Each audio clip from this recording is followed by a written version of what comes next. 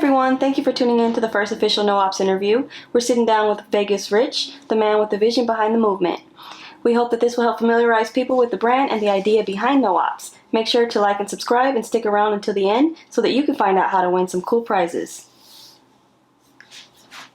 So let's jump right into it. Rich, do you want to start off by telling us who you are? So my name is Rich. I was born and raised in Las Vegas. I grew up on the east side of town, right on the border of North Las Vegas, right where it meets the east side of Las Vegas.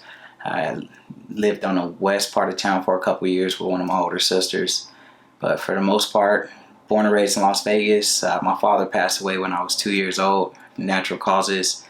So I was raised in a single parent household, just me and my mom and my 4 older sisters.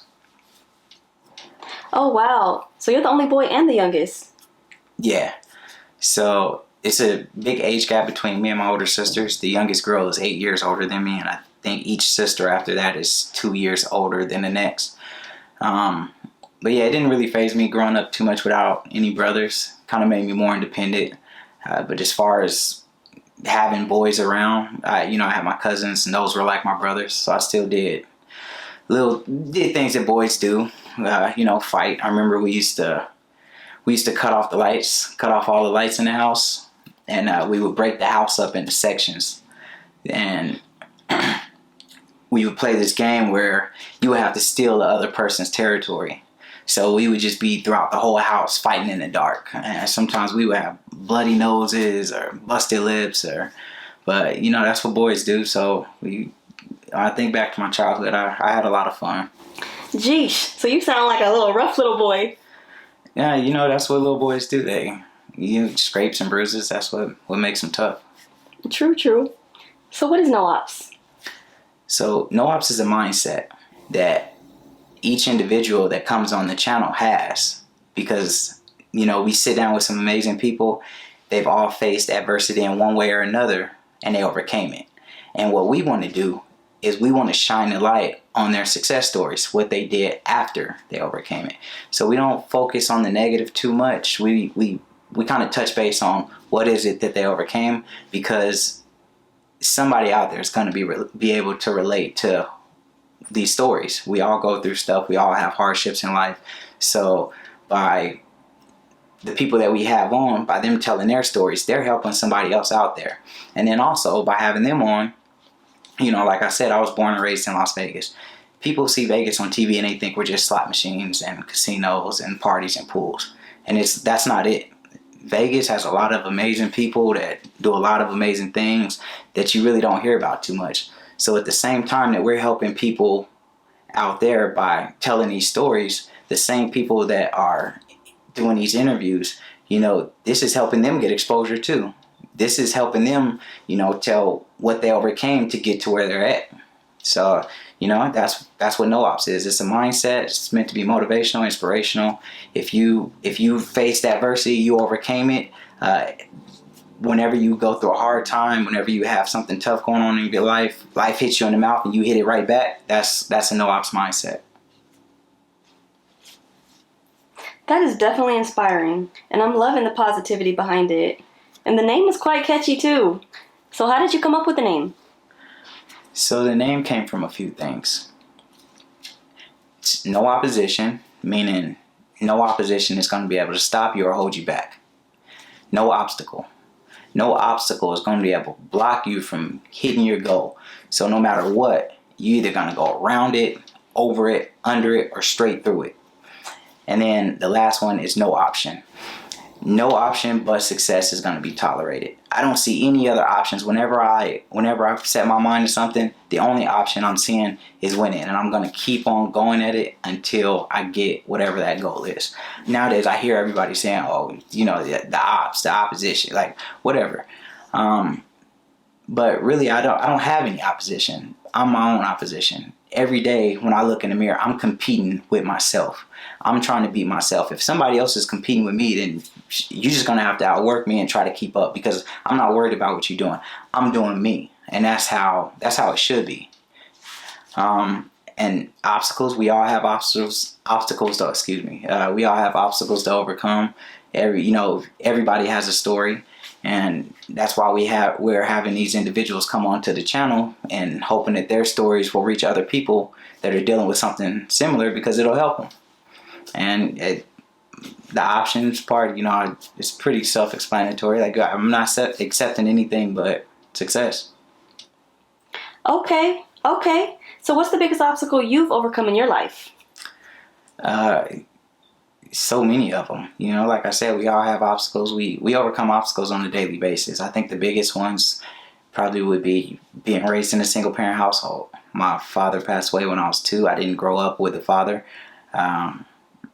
Another one would be, I'm dyslexic. So me even doing the No Ops channel in itself is an obstacle.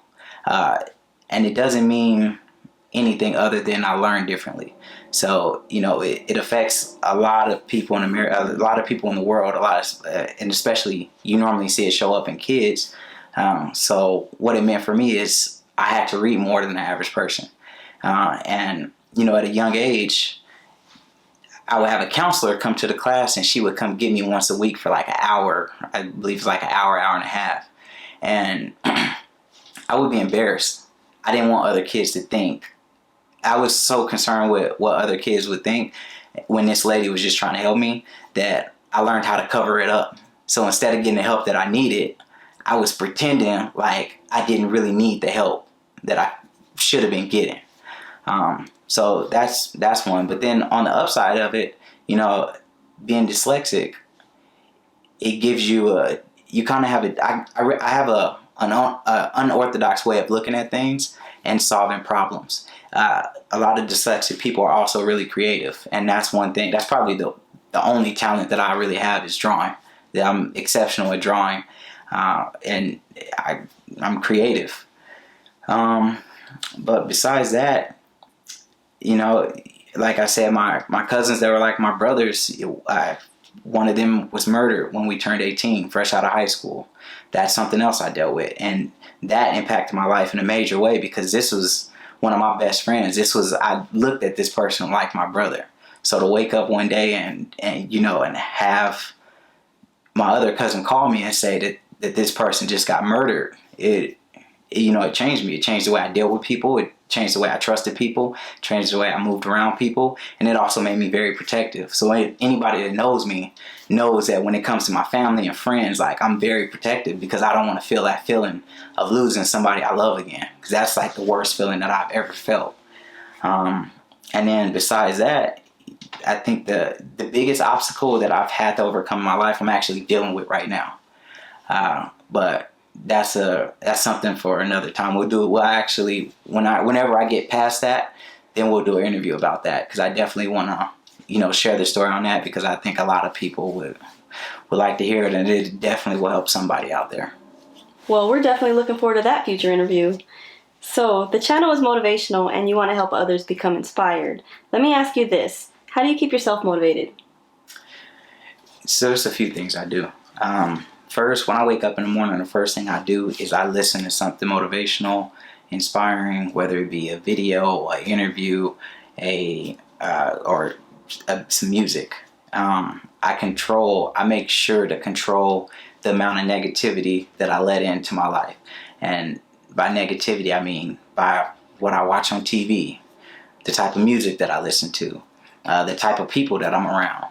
That type of stuff. I got a bad addiction for WorldStar, but I try to limit that.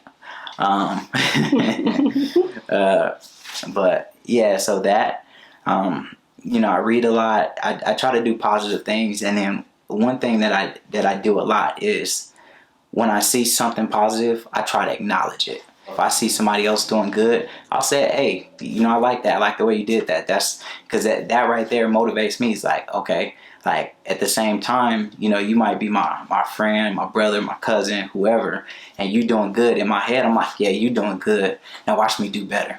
I'm going to do better because I know I can do better. And it's nothing, it's not hating on them, but I'm just using what they're doing to motivate myself. And that's how everybody should be, in my opinion. I think that's really important, and it's something everyone should practice. I mean, I know I definitely should.